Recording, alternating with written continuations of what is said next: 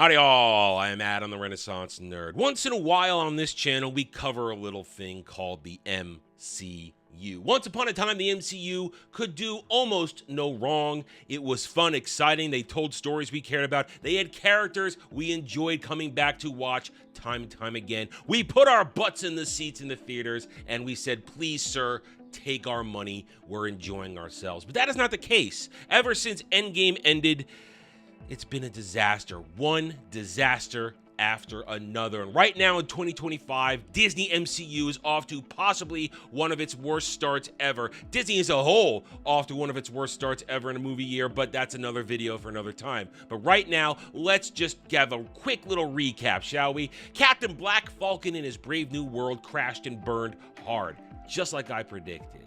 In a couple of short weeks, Thunderbolts will crash and burn, just like I predicted. And I had no horse in the race. I hoped for the best for the people who cared, but Daredevil Born Again, well, everybody wants it to be aborted at this point because it's a complete and utter disaster. Can't even chart on Nielsen's and Samba because nobody cares. And it happens to also be bad. So there it is. That's your setup. Your setup for the three-way dance that will happen in July. We've talked about this on previous streams and videos. There are three very big movies coming out literally back to back to back in July. Jurassic Park, Superman, and Fantastic Four Baby Steps. Now, no matter which way, shape, or form we talk about it, one thing has always been consistent in my coverage. I believe Baby Steps will be the loser in this three-way dance. And we got a little bit of information yesterday through an Entertainment Weekly article that kind of begins to prove my point. Baby Steps, they haven't learned any lessons. They think they can still do the same old crap they've been doing so far, i.e. butchering lore, changing characters to fit the modern audience narrative, the modern audience which they're constantly seeking, and they never will find. What am I talking about exactly? Here we are. Here's the article. Welcome to the retro future inside the Fantastic Four first steps into the MCU. Now, 85% of this article here on Entertainment Weekly, it's a fluff piece. It's bullshit. It's doing nothing but talking about how great Kirby was, how he blended all this futuristic stuff in the 60s and how we're trying to bring it forward here, bring in that Kirby crackle and all that crap. They're trying to fluff you, pretend they know and give a damn. The director and all these people, all the actors, thinking they can bullshit you. They can bullshit you and convince you that, hey, we care. But deep in the article, there are couple quick little conversations with Vanessa Kirby and the dude who's playing Johnny Storm, the Human Torch. There's a couple of things in here that popped out and everybody sees are gigantic red flags that cannot be ignored. What am I talking about? Let's first look at where they're talking about with Johnny Storm, the Human Torch. Johnny is Marvel's archetype of a hothead teenager. But what exactly that means has been open to interpretation over the years. In 2005 and 2007 Fantastic Four movies, for instance, Chris Evans played the character as a skirt-chasing scallywag. Quinn wanted to do something different. He's a man that leads a lot of bravado, which can be an affront sometimes, but he's also funny, Quinn says. Myself and Marvel Studios boss Kevin Feige were speaking about previous iterations of him and where we are culturally. He was branded as this womanizing, devil-may-care guy, but is that sexy these days? I don't think so. This version of Johnny is less callous with other people's feelings, and hopefully there's a self-awareness about what's driving that attention-seeking behavior. Wow, so you're basically gutting everything that's Johnny Storm, the arrogant, callous hothead who has to learn to be more aware of how he treats people. That's kind of the Johnny Storm story arc. But now, I guess he's gonna be an emotionally aware guy. He's gonna be able to say, gee, I'm aware of your feelings. I'm not gonna go after the pretty girls because maybe I'm gay. See, that's always an opportunity we have to be aware of. They might make him gay in order to please the mythical modern audience. But there you go. Right away, you see they've broken away from who and what Johnny Storm is in order to cater. I have to be more emotionally aware. I have to be not so callous. I have to be a sensitive man. Listen, there's nothing wrong with being sensitive and aware of other people's feelings and how you interact with them, but you don't butcher a classic macho masculine character to make him sensitive and basically lecture your audience. This is lecturing your audience. But it doesn't stop there. We have heard over and over again that Vanessa Kirby's Sue Storm, or in this case, Sue Richards, because I think they're married in this one, they're hinting that she's pregnant. They've said over and over again that she's going to be the core, the voice, the rock, the foundation of the Fantastic Four. And a couple of statements from this article kind of reinforce that they're going to cuck Reed Richards, which isn't hard because it's being played by Pedro Pascal, who doesn't have a masculine bone in his little femme body.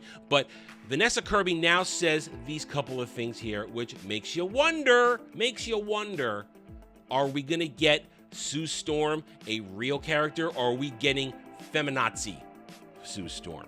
Sue has accomplished just as much in the political realm. As the head of the Future Foundation, she has helped achieve global demilitarization and peace. When Shackman and his collaborators say the dreams of the 60s have been made real in this movie, they don't just mean rocket ships. If he being Reed, is the most scientifically intelligent person, then she's the most emotionally intelligent person on the planet, Shackman says of Reed and Sue.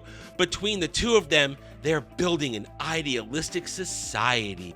Achieving global political peace sounds only slightly harder than synthesizing the decades-long fictional history of Sue Storm. As Marvel's first female superhero, she's been part of the Fantastic Four since its first issue, but back then she carried the relatively demeaning codename of Invisible Girl, could only turn herself invisible, and mostly functioned as a damsel in distress. If you played an exact 60s Suze today, everyone would think she's a bit of a doormat, Vanessa Kirby says. So figuring out how to capture the essence of what she represented to each generation, where the gender politics were different and embodied today, was one of the greatest joys of this. Wow, okay, so basically you're saying you're turning Sue Storm, Sue Richards, into a feminist icon who brings world peace through her emotional, evolution, that she has the most emotionally evolved brain of everybody in the world, and we have to make sure that we respect today's gender roles and gender politics and all that kind of shit. Just stop right there. All we want is superheroes doing superhero shit. We don't want you injecting modern day bullshit into a movie like this. We don't. Now, I'll give it credit, and a couple moments later, Kirby talks about how she enjoys the depths of Sue Storm and how she suppresses her evil, bad intentions, and when it comes out as the character Malice, she gets to thrive and this and that, and she enjoyed dipping into that for a thing. That shows you, yeah, Kirby did a little homework apparently and really wanted to give us good Sue Storm, but it doesn't matter when the script is clearly gearing you towards being basically super powerful feminist woman who tells the world how to think with their emotions and helped and basically brought about world peace through demilitarization. Yay!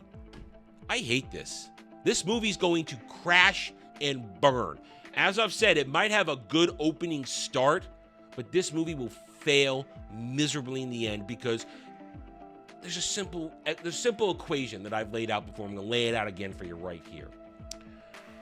You will have one failure after another, which we're watching happen real time right now. As I said, with Black Falcon, Captain America, Daredevil Born Again, Thunderbolts. We're watching failures.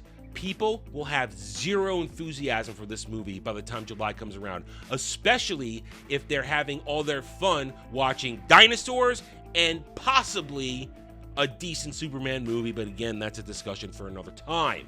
By the time they get to baby steps on July 25th, I believe is the release day, they will both be exhausted from having more fun with other movies and having zero excitement from the failures of the MCU in 2025 up to that point. No enthusiasm, nobody will care.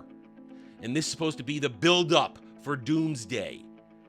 MCU's done. It's been done. I've said it before. I'm saying it again. It is a weekend of Birdie Zombies. It is marching along to a music, and as soon as the music stops, it will fall face first into the ground and be forgotten and ignored.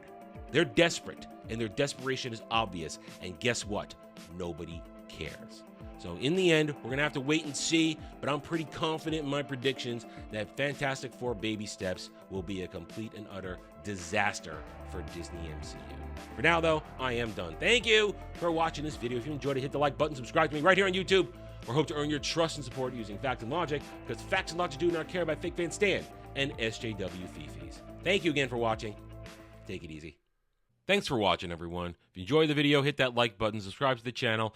Check out my gaming channel at Renaissance Nerd Arcade and follow me on X Twitter under @TheRedNerd. Thanks again for watching. Take it easy.